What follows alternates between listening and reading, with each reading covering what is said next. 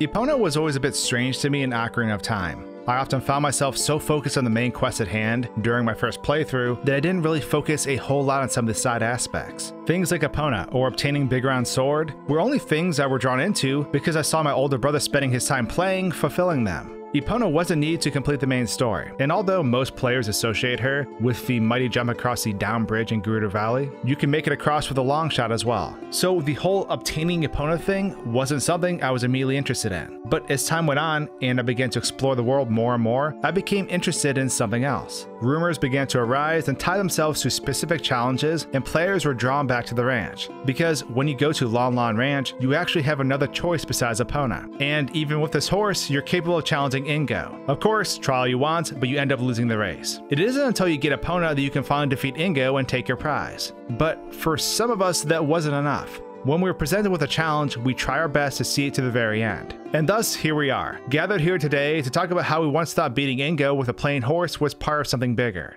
A way to unlock Ganondorf's Black Horse by altering the timeline. So the idea of absurdly hard, senseless challenges isn't new to Zelda fans. I mean, the Running Man exists after all. That was the peak of ridiculousness that we'll cover another day. So given that we're playing a game where our actions in the past affect the future, we're planted with the idea to always think about cause and effect. The world of Ocarina of Time was rewarding when it came to exploration and experimentation, so it totally made sense to try lots of things. And even though some of us eventually knew that we could unlock Epona, we were still presented with a what-if scenario. Because turning back the clock, when I was watching my older brother play, I would often try to take in as much Zelda as I could. We'd split up our play sessions between us siblings, but we generally would always watch the others play. But during these times, I would often read the instruction manual that came with the game, and I think that's where these delusions began. So on page 38 of the Ocarina of Time instruction booklet, you have a section simply labeled as Ride a Horse. It went on as follows, quote, "Traveling by foot in Hyrule can take a long time. It's a good idea to use a horse. Horses can be found at Lon Lon Ranch. With a horse, you'll be able to cross the Hyrulean plains in no time. Although you can only ride the horse at certain places, it will always be waiting for you if you need to go somewhere.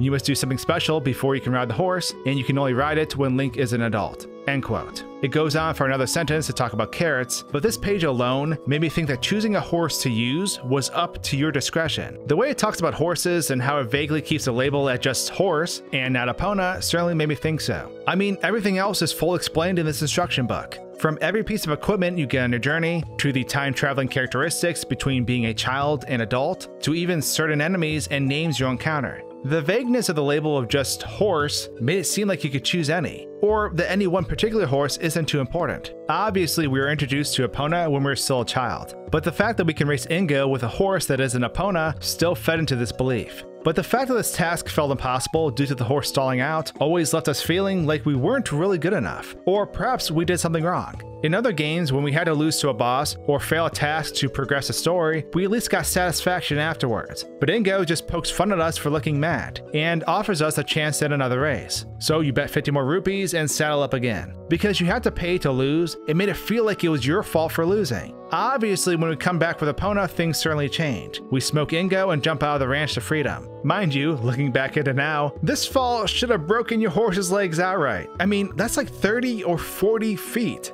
Yikes. Anyways, one of the main reasons I pushed on in this unfair race was because of the wide variety of horses we encounter in the game. From Ganondorf's massive black stallion, to Zelda's white one, to technically the brown one we could ride in Lon Lon Ranch. It would have been absolutely awesome to be able to unlock these horses and use them in the world. And of course, the rumors surrounding absurd challenges in the game didn't help. There was always something to seek out and discover, each task part of a bigger puzzle, and it was often the impossible tasks that sucked the most. Not being able to beat the Running Man or failing to beat Ingo meant that you couldn't write it off as being a ruse. And that's when rumors began to circulate about actually beating Ingo. I'm not sure if something like this existed worldwide, or if it was just a local wild goose chase, but the concept was this. Within the game, Ingo is planning on giving away Epona to Ganondorf as a gift. Now, this all changes because we get to keep whatever horse we win the race with, and by default, we can only win with Epona.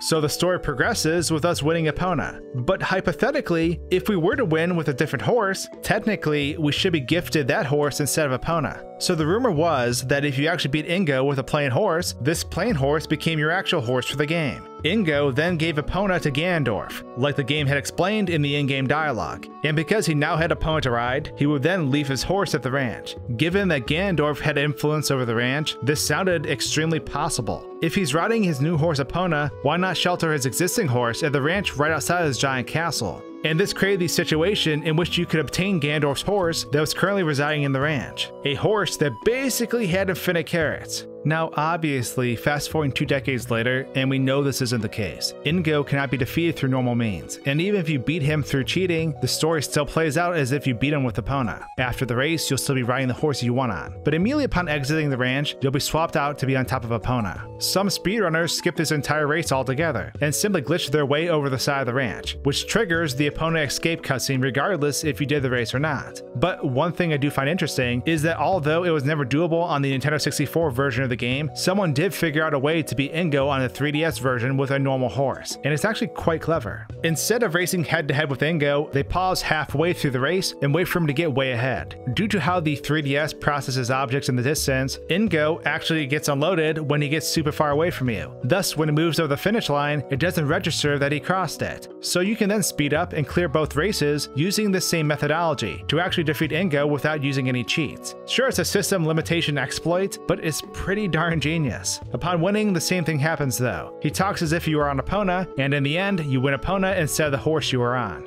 I tried my own variant of this on the Nintendo 64 version of Ocarina of Time by cheating, but unfortunately it was to no avail. I thought it'd be clever and try to unload Ingo's horse from the race so that he would stall out at the starting line. But that didn't work at all because we both have the same horse. Removing the object from the game's memory made both of us just float in place without any way to move. Curses, foiled again.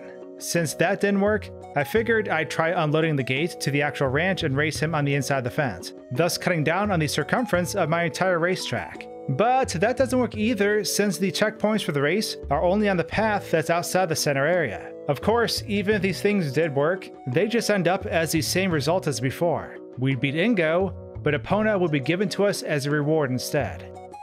So although the quest for Ganondorf's Gerudo Stallion ended up being a bust, it was sort of liberating to hear that someone did end up clearing the challenge on a normal horse years later. It truly would have been awesome to have been prancing around on Ganondorf's horse as a way to rub in your victory. Although I guess I'll have to settle for wrangling the giant one in Breath of the Wild. As a last quick note, it is possible to spawn various horses through modifying the game's code, like Ganondorf's and Zelda's, but generally a lot of these horses are just cutscene animations, so when spawned, they just continually run in place. Regardless of what you do, you can't interact with them or climb them. They do have collision like a normal horse, but nothing can be done. However, a few years back, I knew an awesome modder called Erikita's Cave had been working on making obtaining Ganondorf's horse a reality, which is where some of the footage from this video came from. I reached out and they were super helpful with obtaining the what if scenario footage for this video. So in some ways, it was neat to see Link finally riding through Lon Lon Ranch upon the mysterious legend that I had hunted for quite a while. Some people may argue that Ganondorf's horse actually perished in the adult timeline, possibly becoming part of the vessel that was Phantom Ganon, but I like to believe it's still out there somewhere. But with that, did you ever try to beat Ingo on a normal horse yourself? Any rumors circulating around Ganondorf's horse? Share your story in the comments below. And with that, thanks for watching guys and gals, and until my next video, cheers.